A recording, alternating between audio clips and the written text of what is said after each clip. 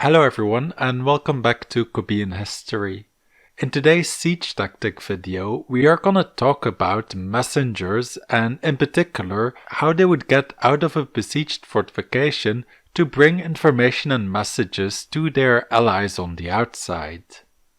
I'll start by giving a brief overview of messengers during the Middle Ages. Then I'll talk about how these messages were transported and conveyed. And I'll end by covering how they escaped the besieged fortification and the dangers and risks of their job. I will put the timestamps in the description below, so if you want to skip through any of these parts, feel free to do so. Messengers were important in regular day-to-day life, but they were especially important during warfare.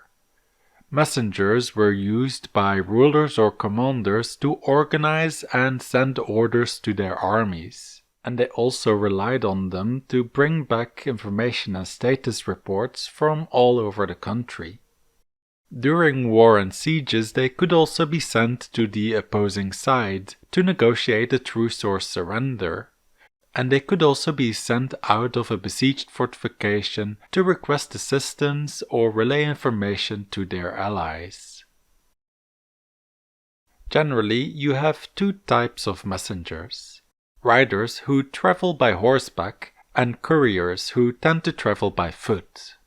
More informally, messages could also be given to non-professionals, such as merchants, travelers, or pilgrims, who, if they were going to a certain place anyway, might as well deliver information or a letter along the way.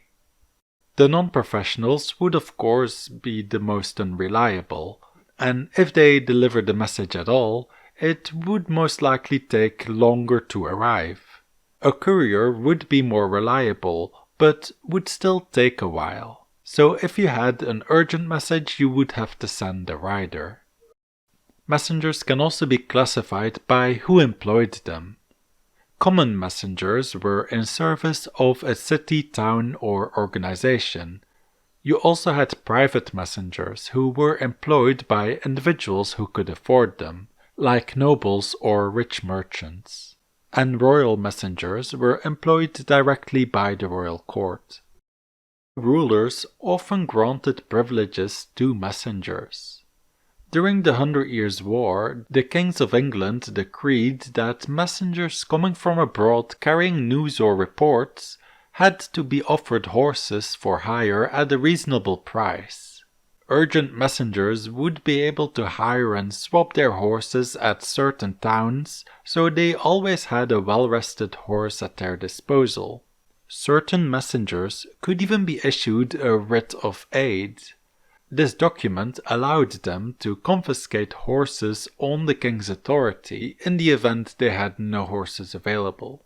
One of these writs, written by King Richard II, allowed them to confiscate any horse as long as it didn't belong to the church. When using a messenger, there are two options to convey information. You can make the person memorize the message, or you can write it down. Depending on the time period and location, the preferred way of communicating could shift. In ancient Rome, written messages were common, but after Rome fell, during the Dark Ages, it appears that spoken messages were used almost exclusively. As the Middle Ages progressed, written messages became more and more popular again. But both ways could still be used, so I will go over the advantages and disadvantages of these types of communication.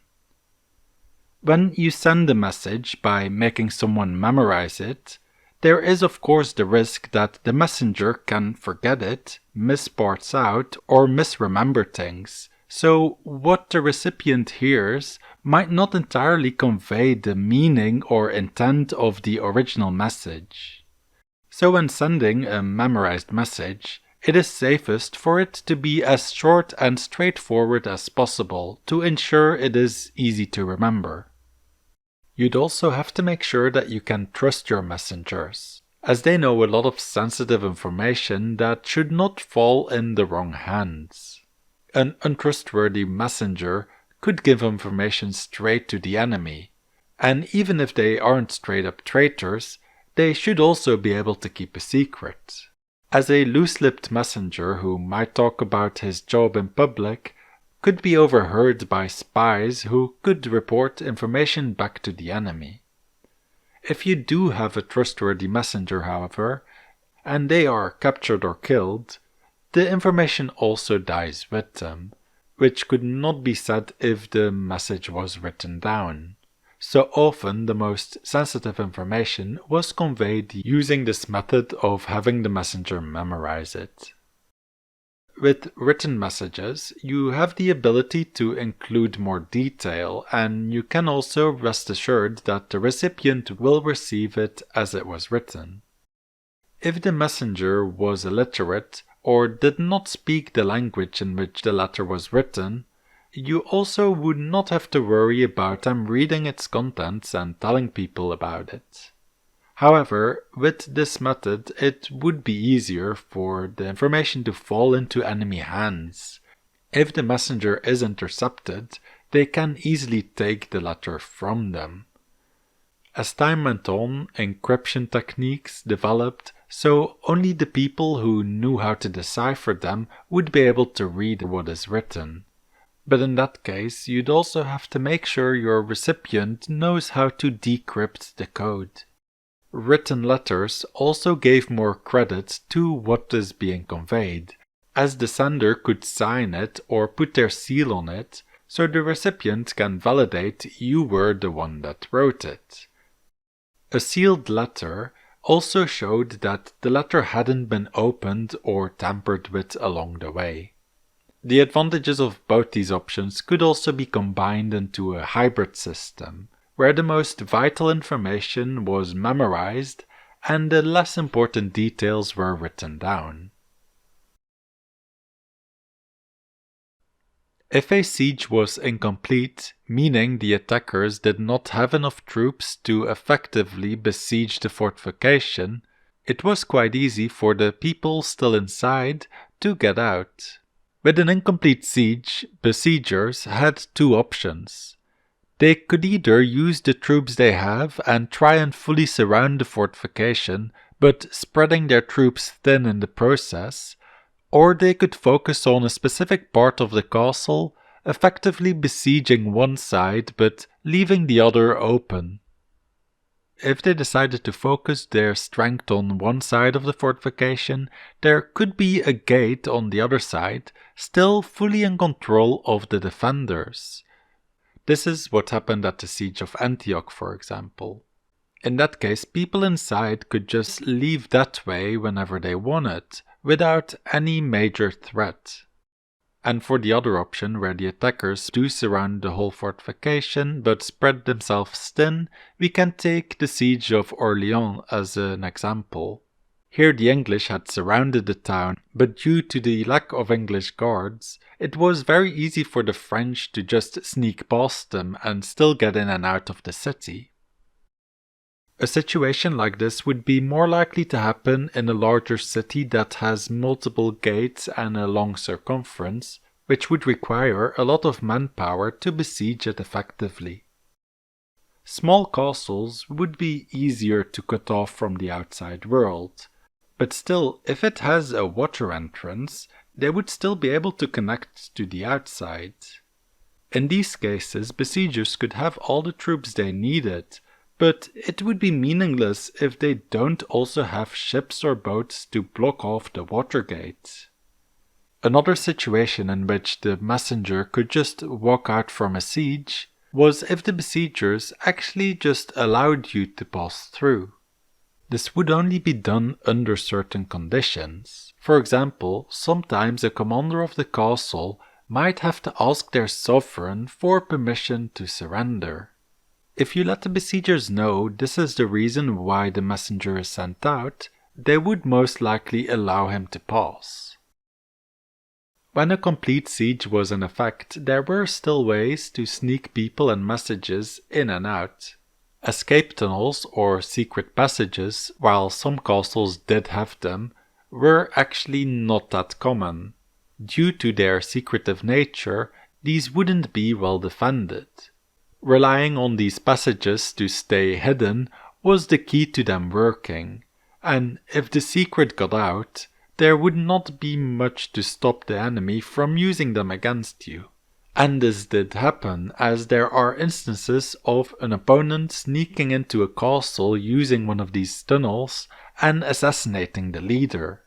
However, the fact that secret passages were not that common doesn't mean that sneaking out of a fortification wasn't done using other methods. Postern gates or sally ports were used to launch raids on the besiegers, but they also proved useful if you wanted to get someone out without being noticed. Unlike a secret passage, these gates were actually defended. They were also often placed in locations that were hard for a larger force to get to, so the besiegers would not always have an eye on them. In addition to that, if the messengers left at night and had a disguise or the ability to get past the besiegers' camp unnoticed, sending messages out could be done with relative ease. If a messenger arrived from the outside, information could be passed to the guards at the postern gate, or a password could have been agreed upon to grant the outside messenger access. Alternatively, if the fortification borders the water, swimmers could be sent out to get past the besieging force. During the siege of Malta in 1565, the defenders were spread out over multiple fortifications. You had Malta's main towns and a few forts that protected the harbour. The Ottomans besieged them all by land, so sending a messenger on foot was not an option. The defending Knights of St. John at Fort St. Elmo sent a message to their Grand Master who was based at Fort St. Angelo. This message was delivered by a swimmer who swam across the bay at night. The message requested the permission of the Grand Master for Fort St. Elmo to surrender, as they were not doing well, and it would only be a matter of time before the Ottomans broke through their walls. As a response, the Grand Master sent 3 trusted knights back across the bay to St. Elmo to assess the situation and make a decision on what to do. As a side note, the 3 knights couldn't agree, and the Turks ended up storming and capturing the fort, with the defenders fighting until the very end. Another example of swimmers was during the siege of Vienna in 1683. Coincidentally, here too the Ottomans were attacking, and a messenger swam back and forth over the river Danube as a link of communication between the defenders in Vienna and their allies on the outside. When you've made it out, you still had the long journey ahead of you, and that journey could also be quite dangerous. I previously mentioned the dangers and the risk of being captured by the enemy.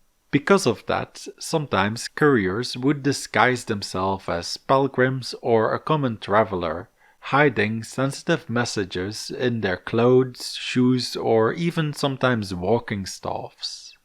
When traversing through enemy lands, they would also be expected to do a bit of reconnaissance or light spying, and they would report back the information they gathered when they returned home. Being captured by the enemy wasn't the only danger they could face on the road. There were also the general threats that anyone would have to contend with, such as bandits, rough terrain, or harsh weather, which could result in illness or injury.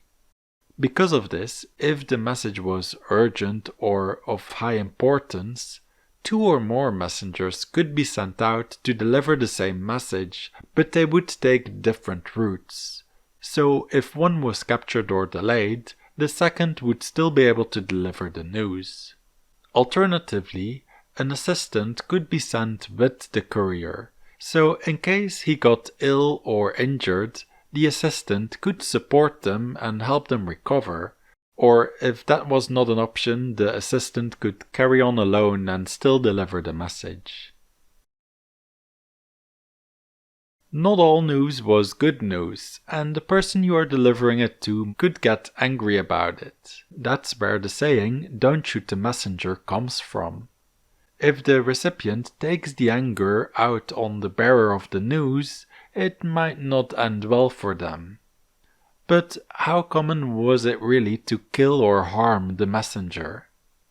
Even if the messenger comes from the enemy camp, bringing a terrible or taunting message, such as a captured relative's head in a box, there was a general understanding that messengers should not be harmed. Yet that doesn't mean it was never done, and particularly cruel rulers sometimes had a reputation of taking their anger out on the messenger. This practice was mainly observed between European nations.